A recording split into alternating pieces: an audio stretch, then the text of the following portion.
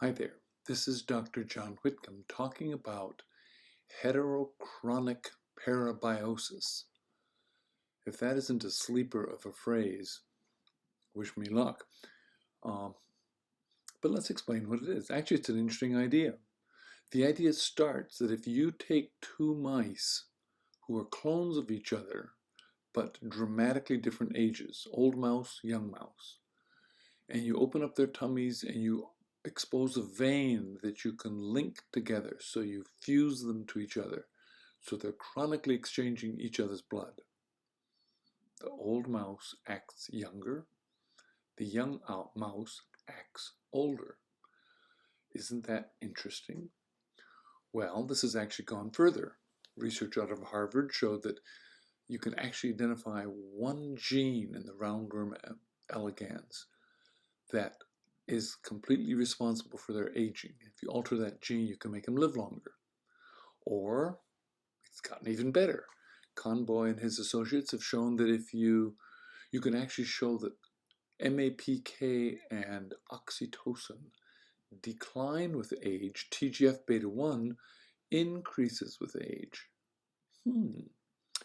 Interesting stuff. Oxytocin is your love hormone. Goes down with age. What a bummer.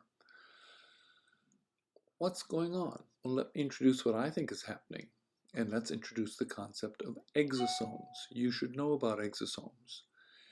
An exosome, basic science, every cell in your body, when there's two cells next to each other, they have multiple pores that connect each other. So that when your organism is exposed to an external event, for example, you take 2 Advil pills for a headache, and your body now has to digest ibuprofen.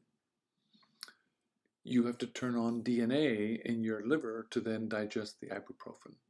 And the liver does that by making some messenger RNA, and it passes that messenger RNA in the pores between the cells. But that's not the only place it sends its messenger RNA.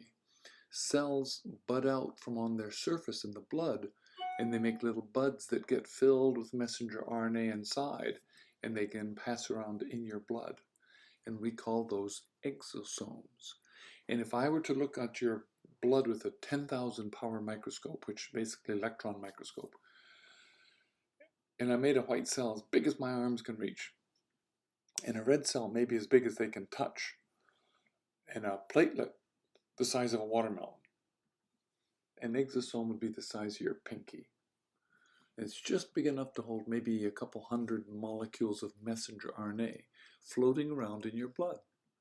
So there must be a whole confluence of young RNA messengers that are being sent out. So when we exchange blood back and forth, we're sending messenger RNA that has a youthful response to it.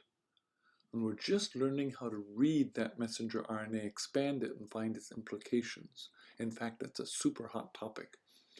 As of January 2022, though, don't get fooled by those clinics that promise they'll cure your Parkinson's by giving you exosomes.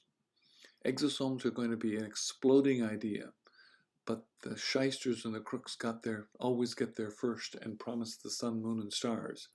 Be a little skeptical, pay attention, but start learning about it, because it really is the future of medicine.